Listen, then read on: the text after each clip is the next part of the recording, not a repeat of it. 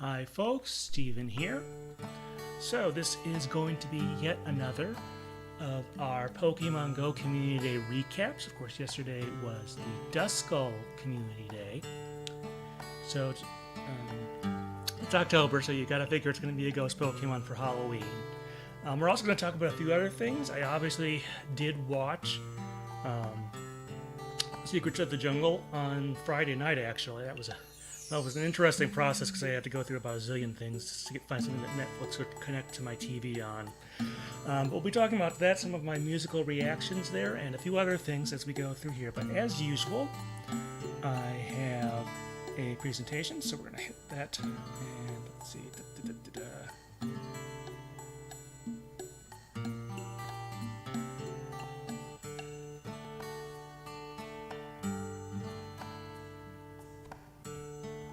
Alright, first thing we usually start off with on these is the weather, since these are mostly outdoor events. I think it's a good idea. You may notice here I have two values for yesterday's weather. We'll explain that in a little bit. But last month on the 19th of September, we had Oshawa Community Day. It was really hot that day in Madison. High apparently was 88 degrees on normal 72. Low was 52, so slightly above normal. Not too much wind. And then you notice here, for yesterday's weather, yes, like I said, I have two listed, one for Milwaukee and one for Madison. That's interesting. Although the two cities have similar latitude, they do have slightly different weather, with Milwaukee being closer to lake. As you get inland, the weather tends to change a little bit. So let's see, yesterday in my usual place of Madison, you can see on the right there, it was high as 79, normal is 63, so well above that. Low is 57, normal is 42. And then over on the left-hand side, you can see the weather for Milwaukee. Again, this is usually taken from near the lakefront. I forget if it's from the airport or downtown or what precisely. High was 73, on a normal of 64. Low was 62 on a normal of 47. So their temperatures were closer together, and that's part of being on the lakefront. It does kind of depend which way the winds were blowing. All this data, of course, is from the National Weather Service. A little faster winds. Today I was out for a little bit, and winds were considerably faster today. Gee, why would I have Milwaukee's weather? Nothing against the city. We'll get to that in a little bit. So yeah, here's the basics for Duskull Community Day. First off, let's see. As you can see there, because this is a stone evolution to get to Duskull, it takes, you have some additional stuff, even if you don't buy the pass for that. And also, but otherwise you have the usual bonuses, lots more. Duskull appearing for about 6 hours. The 3x bonus on this one is Catch Stardust, so last month it was EXP, which is always a nice one. And as usual, there is a ticket. This is another $1 to get the Nothing Dull About Duskull. Not sure exactly. I'd be curious to know if this had different names in different territories. I assume they do name these things by territory. If the pun doesn't work or whatever. Not sure exactly what they were going for with that one. Supposed to be Much Ado About Nothing or something else. I'm not sure. As usual, there are also some other things to purchase in there. There's the usual Ultra Ball, 30 Ultra Balls, an event box for 1 Pokecoin, and the Community Day box, which has some nice stuff in it as well. Yeah, so this is why I put the Milwaukee weather, because I actually did, this is about as far as I'm willing to venture out, certainly for a Community Day where I'm only spending part of a day there. This is the Mitchell Park Domes. So just to give a little background there, obviously these are 3 enclosed habitats for plants that are, a couple miles inland, not far off of I-94 if you're driving towards downtown. If you do a couple miles before you get to downtown, you can go to this. They are open year-round. It's been around apparently since about 1966, but you may be wondering, gee, why go all the way out there? Well, remember what I said about what happened on Friday? Yes, of course, Secrets of the Jungle released on Friday, and although there is technically a jungle habitat at the Olbrich Gardens here in Madison, I decided it would be better to go somewhere else since I went to Olbrich back for the June Community Day. So I decided to go a little bit further afield, somewhere I haven't been for a while. As you can see to the left, I took a nice little AR photo with Zarude. I may accidentally pronounce that as Zarude. It is Zarude, 2 syllables. So I'll try to catch myself on that. But in any case, as you can see on the right-hand side, gives you a rough idea of kind of what's going on Pokemon Go-wise around the domes. I did look up to see if the domes did anything special. They have done Pokemon Go Community Day events in the past. But I didn't seem to have anything special going on here. If you look at the map on the right, you can see there are about half a dozen stops as well as 1 gym directly on the grounds there. Not entirely surprising for a major landmark like that. You can sort of see where the domes are on the map there. But I figured, you know, as a sort of a loose tie-in to the movie, it would be a great thing to take, go to somewhere where I can see one of those domes is in fact jungle-themed. We'll be talking about that in a little bit. Alright, but let's talk about the Community Day part itself. So let's see, we got Professor Willow briefing us on what happened here.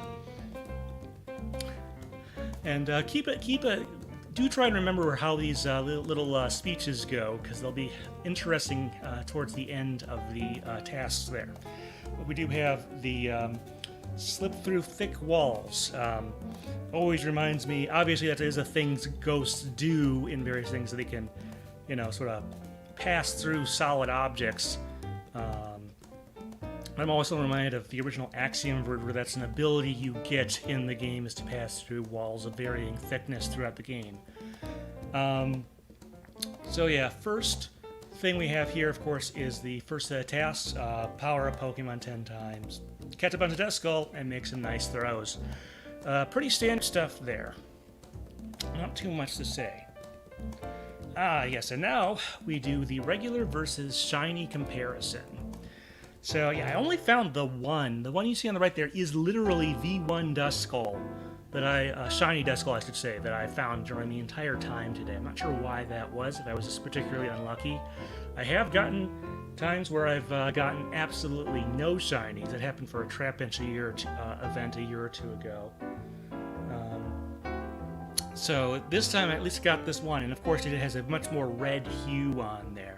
So kind of nice. I forget if that is a reference to something or what. But yeah, otherwise not the, you know. But it's an okay shiny. I kind of like it. All right, we get to our second set of tasks. Let's see here. I'll talk about the domes themselves in a little bit, but. The descriptions here are very interesting. They're always pulled from the Pokédex entries into its mouth as if it were a black hole for its evolved form, Dusclops.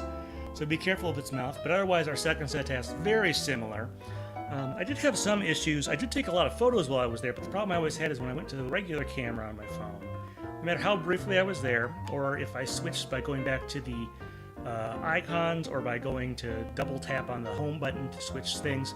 Whenever I came back to Pokemon Go, it would always have to cold boot, which was pretty annoying. I don't know if there's a way around that or what. I did notice there was an update I hadn't installed that I installed after I had finished all the tasks, I think.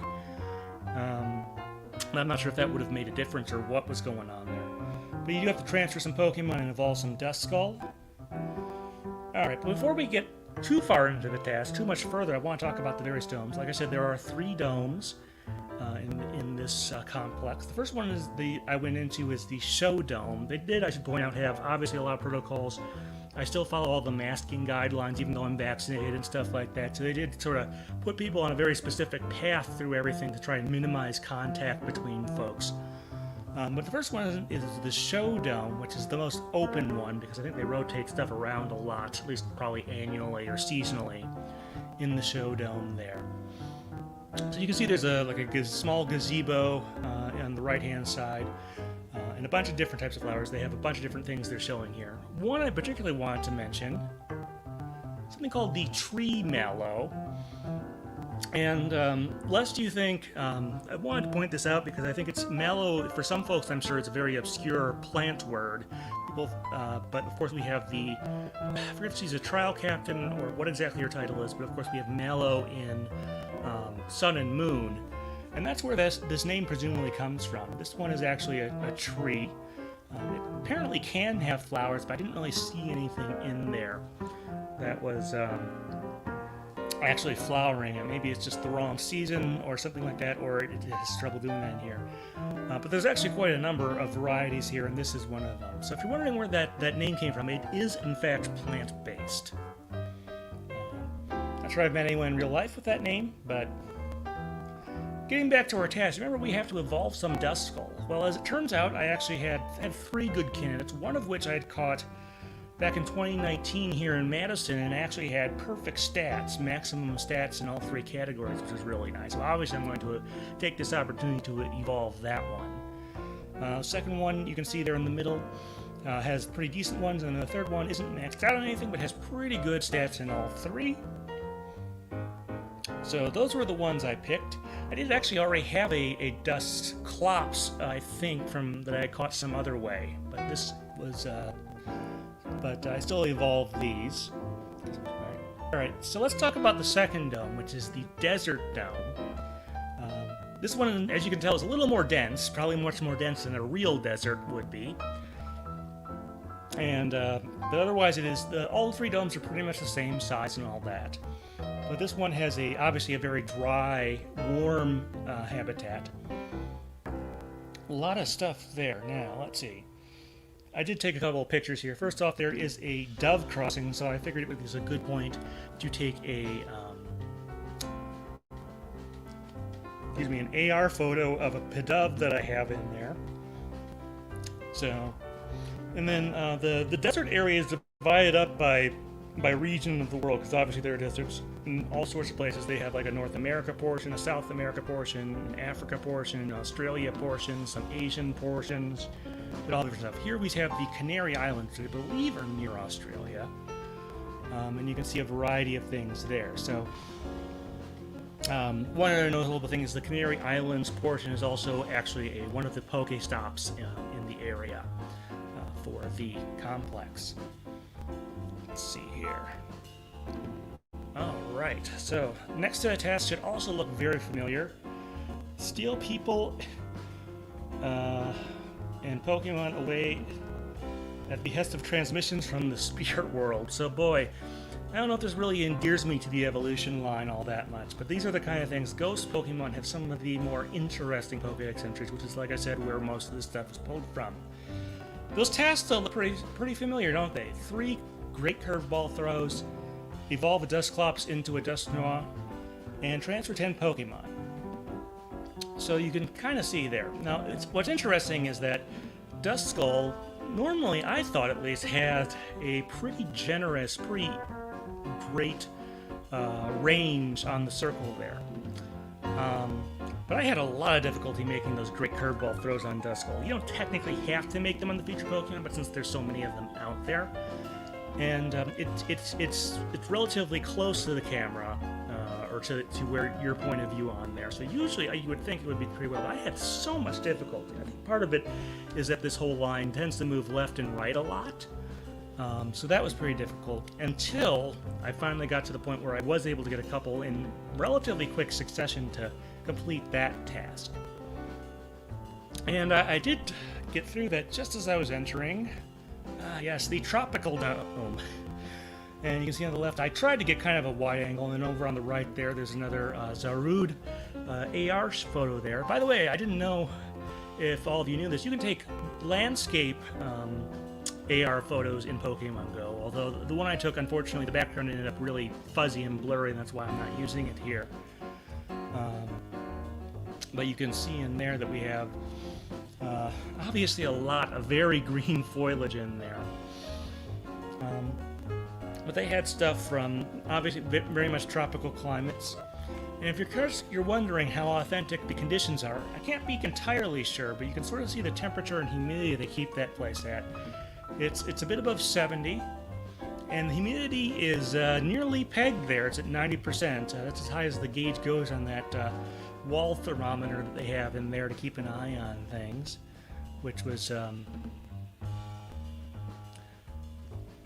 so. Unfortunately, I mean, they had a wide variety of stuff in there, but nothing I found super interesting to call out. But it is a nice place to go. I mean, Some of this stuff has been in there since like the 60s. Some of the taller trees and whatnot that are in there since like 66 when this place was originally built. So I definitely recommend you check it out. But we have some other things we have to take care of. Yeah, so there's the Duskull that I caught with perfect stats there. And as you can see here, I have evolved it to a Dusclops, and this seemed like the best candidate for evolving into a Dusknoir, which I definitely did. Obviously, this is a stone evolution. I believe it actually takes the Reaper Cloth in the actual games. In Pokemon Go, starting in the third or the fourth generation, they coalesce things much more closely together by generation of when that is.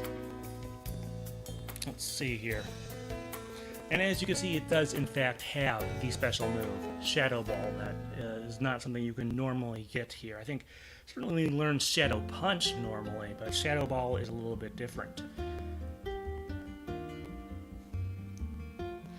So this is the part I wanted you to sort of contrast with the previous things that Professor Willow has told us. Yes, since the Ghost Pokemon, they just want to make friends, which I'm sure there's some truth to it. But boy, if we go by those other things on there, I get the feeling this was kind of done on purpose as a payoff, as a joke, I guess you could call it, or whatever. They just want to make friends. That's why they pull you into the spirit world or whatever like that. But for doing the whole thing here, of course, you do get another Dusknoir for your troubles here. So you have two of those that have the Shadow Ball move. Alright, you may notice I didn't mention raids very much here. Well, there were some that popped up. I think they might have been just in the periphery of where I was. A couple lower level raids that I could potentially participate in. There was one that popped up not too far. It popped up, there's a gym for a stone wall. This is kind of interesting. Behind the domes, there is this area, there's a pedestrian bridge, and it goes over like a bunch of train tracks that are on the ground there. It's kind of interesting. And I wanted to do this, but apparently no one else was online from my friends group at the time, which is too bad. So I didn't really bother with this one. Just kind of unfortunate there, I guess. Okay, a couple notable stops in the area, besides the one I said was the Canary Islands place. Marvelous Lionhead. So yeah, this park has been around here longer than the domes have been. There was some other stuff that was here that was, there's still a park area with some trees and an open space that had some markings, probably can be used as a soccer field or something like that.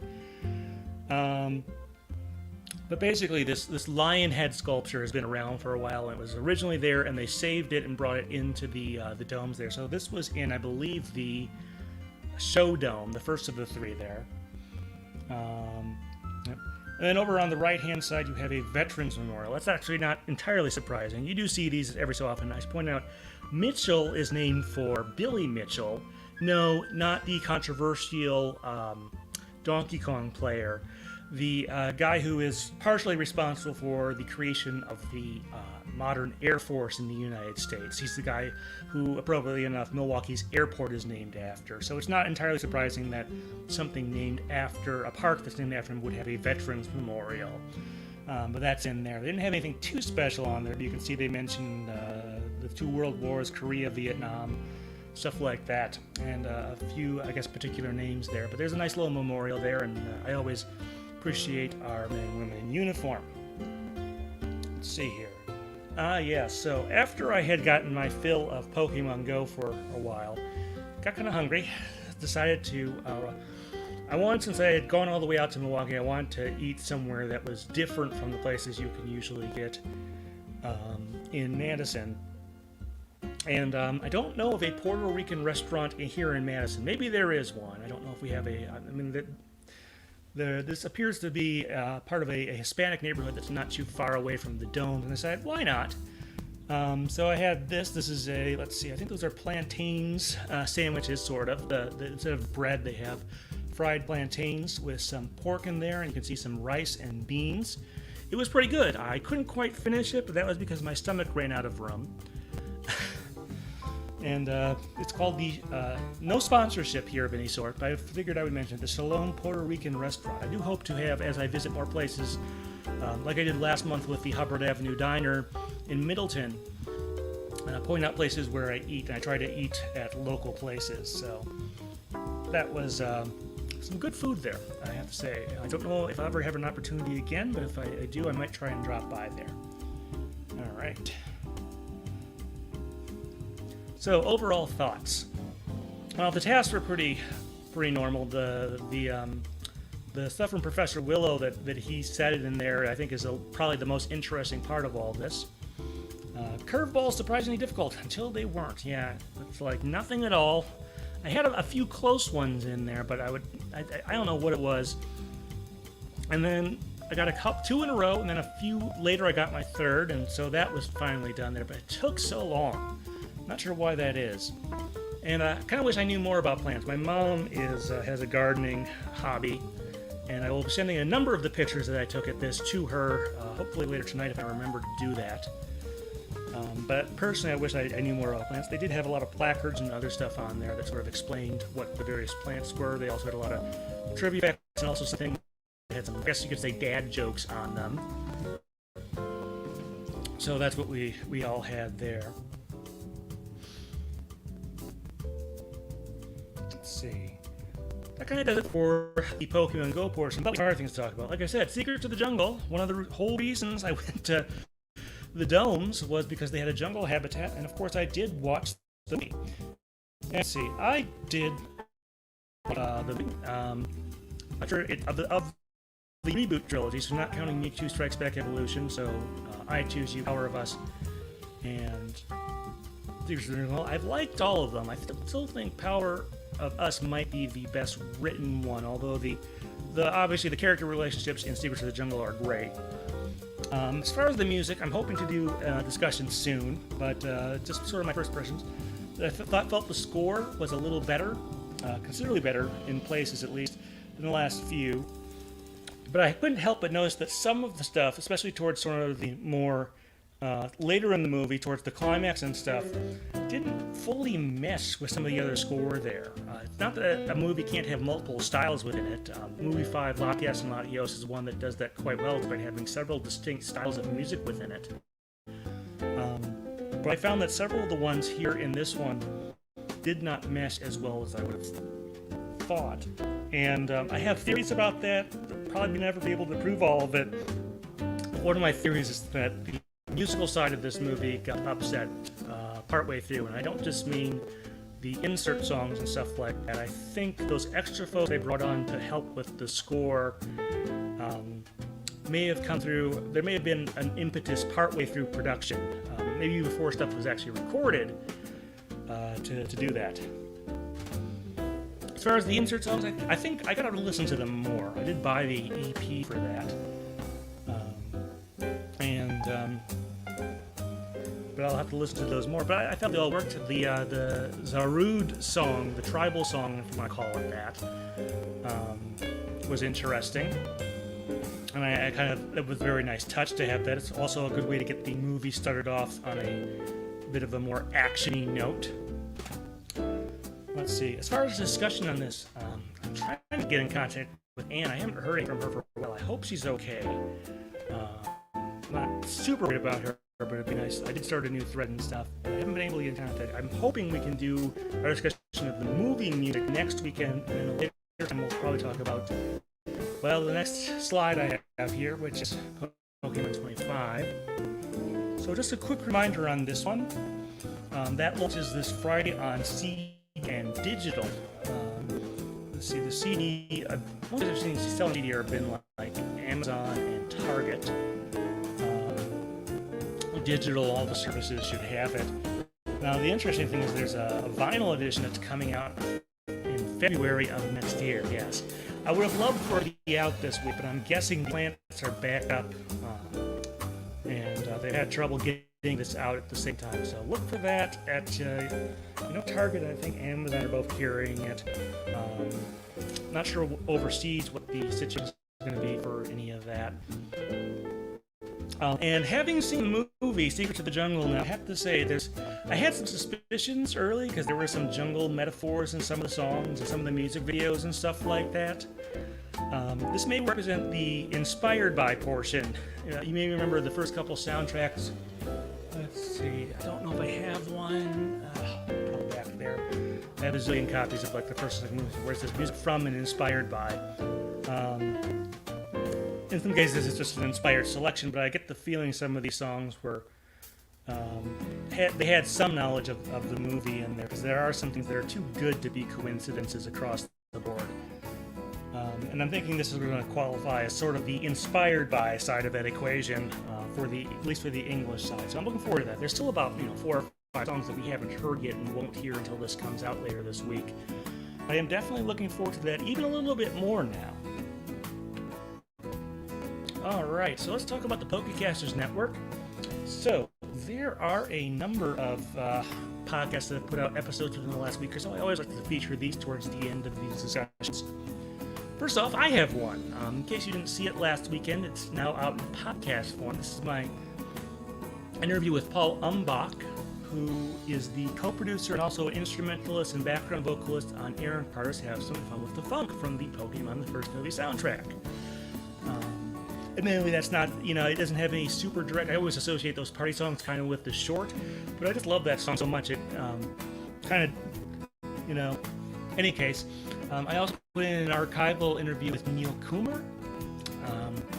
So that is an interview I did back 6 or 7 years ago. I forget exactly when it was. It was during the 5th generation, so that's kind of interesting one. He's also a background singer, which kind of makes it tied in. In case you're curious how I came across Paul, we were supposed to do that deconstructing Pokemon music, which I'm sure we'll do at some point, discussion. And one of the songs I picked was Have Some Fun with the Funk, so I looked at the names and I said, well, why don't I try and contact one of those folks there? And Paul was able to, he got back to me very quickly, but that's a good interview as well. Alright, other podcasts in that network, talking enough about my own here. We have PokeScience, Akufant Never Forgets. I don't know if that's quite the right pronunciation, but obviously talking about elephants and some of their genetic relatives, some of which go way out there. Then we have Critical Hit Monthly, episode 47, Theodore's Side Story, part 1. Let's see, we got Welcome to the World of Pokemon, episode 63, Abra. And Not a Scratch, the Arc 1 summary episode. No, that is different from the one we featured last time we talked about. I featured the Arc 0 summary episode, and now they've got an Arc 1 summary episode. So I guess that's what they've got there. So those are some things for you to check out if you haven't done so already. Alright, well that is the end of our little slideshow. So,